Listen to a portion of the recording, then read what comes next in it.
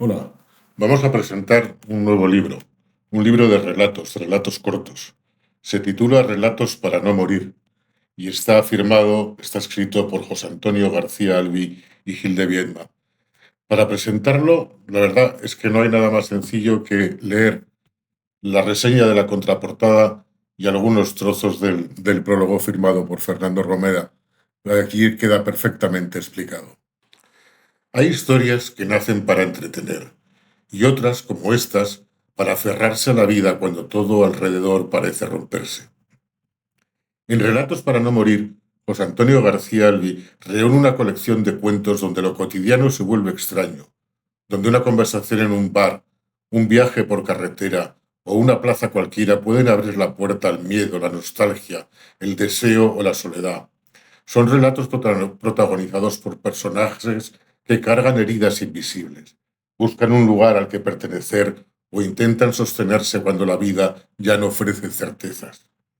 Con una mirada profundamente humana y una escritura precisa, el autor construye escenas llenas de atmósfera, mercados que esconden pasiones, moteles de carretera convertidos en trampas, pueblos donde el humor convive con la tristeza, encuentros que cambian una vida entera y recuerdos que siguen latiendo muchos años después. Cada relato deja la sensación de haber escuchado algo íntimo, algo que podría ocurrirle a cualquiera. Este libro no habla de héroes, habla de personajes que siguen adelante como pueden y quizá por eso resulta tan cercano, tan honesto y tan difícil de soltar, porque a veces contar historias también es una forma de sobrevivir. En el prólogo nos cuentan cosas como las siguientes. Lo que perdura, espacio, tiempo e identidad en los relatos de José Antonio García Albi.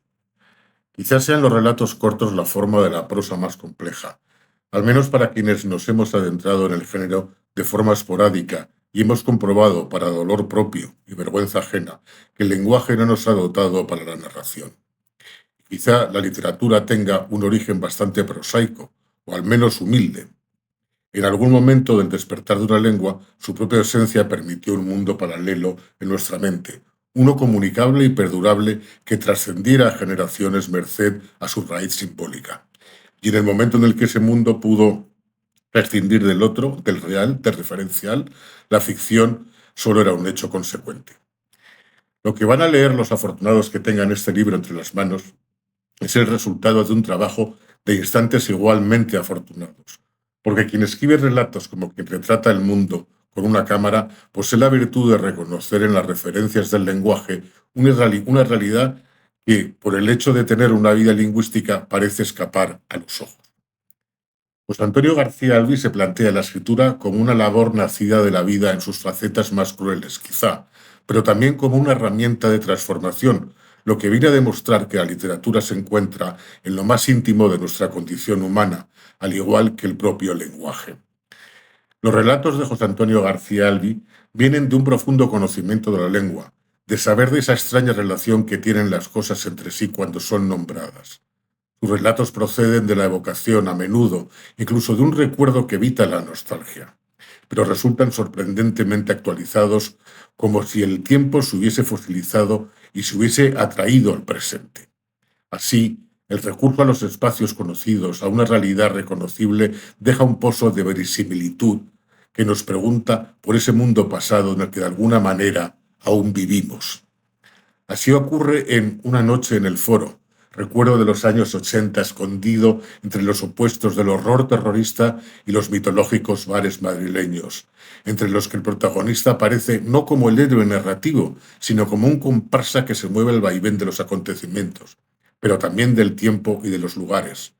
Lo mismo le ocurre al gato en la ventana, que introduce un relato de miseria humana como un espectador sin juicio, que únicamente reduce su actitud a la mirada pasiva. La vida va ocurriendo alrededor y de cuando en cuando nos convierte en protagonistas involuntarios de sus historias, a menudo sin querer, sin que los acontecimientos nos llamen por nuestro nombre. Es el caso del héroe de Road Movie, testigo de los sucesos de un bar de carretera tocado por la mala suerte que incluso en este caso también pasa de lado solo durante unas horas. Los lugares se vuelven esenciales y los instantes también. Como si se tratase de una grieta en la intensa realidad del relato, tenemos la sensación de que no podemos fiarnos del signo bachindiano del espacio-tiempo, porque se revuelve contra sí mismo y termina por provocar la trama o sus giros. Así le ocurre al niño de Exposición de un día en varios cuadros. Presenta el relato como un espectador expectante que a su vez busca una cierta inacción en su pequeño mundo. O con Jaime de Y nos perdemos por ahí, que imagina viajes de amor sometido a un tiempo y un espacio que no le son propicios. La historia de Angelien y Claes se somete al reducido espacio de un barco y a un tiempo que ocupa toda una vida y una muerte. O la renuncia a la propia vida que se abre en relatos como Querida Colette, historia que sorprendentemente avanza a lo largo del libro en esa misma línea a partir de dos relatos diferentes, enmarcados por un lugar del que al protagonista le parece imposible salir, un tanto a la manera del ángel exterminador de Buñuel, y una vida que parte los dos relatos. Es la sensación de que la vida pasa en un escenario teatral, en una obra en que los protagonistas se mueven como cosidos por hilos que alguien mueve sin que el autor entre a juzgar. La ausencia de ese juicio convierte a cada historia en una suerte de disección histórica de cuya emoción da fe el propio relato, los propios sucesos, más que la intervención de un narrador, que siendo omnisciente parece ajeno. Quizá el relato más revelador a este respecto sea Matías. Descubrimos que no es ese paso del tiempo, pues el eje vertebrador de estos relatos, sino su ausencia, una temporalidad que parece enclavada y que somete la vida a una especie de estampa decimonónica, de texto azoriniano.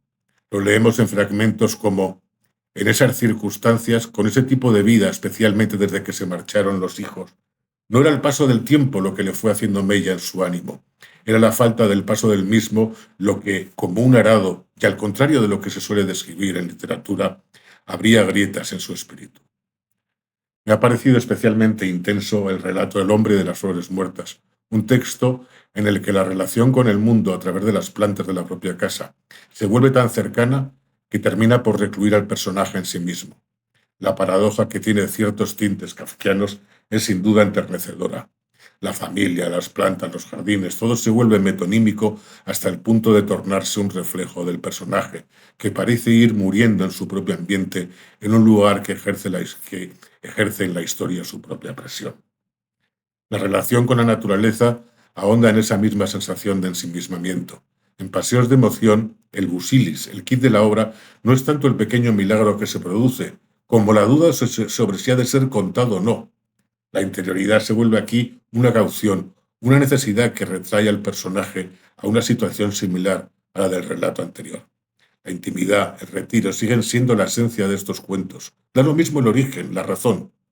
Siempre se termina incidiendo en un espacio de aislamiento ante el mundo que quiebra su propia esencia de comunicación.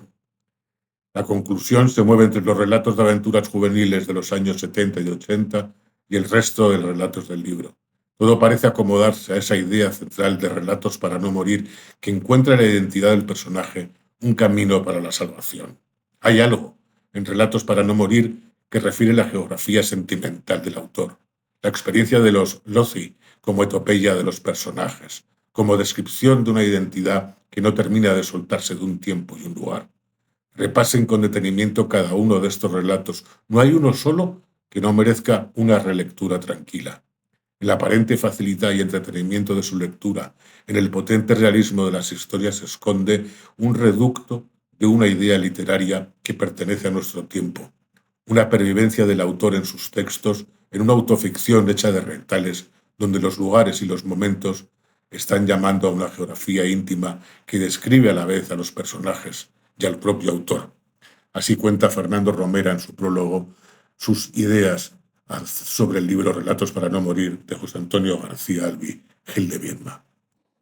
Si te interesa este libro, si crees que puede ser atractiva su lectura, lo puedes encargar online en iberianstyle.es, www.iberianstyle.es, o encargarlo en tu librería habitual y que te lo traigan. Espero que te haya gustado, que te haya interesado saber algo sobre este libro. Des un like y si quieres te suscribas a este canal. Muchas gracias.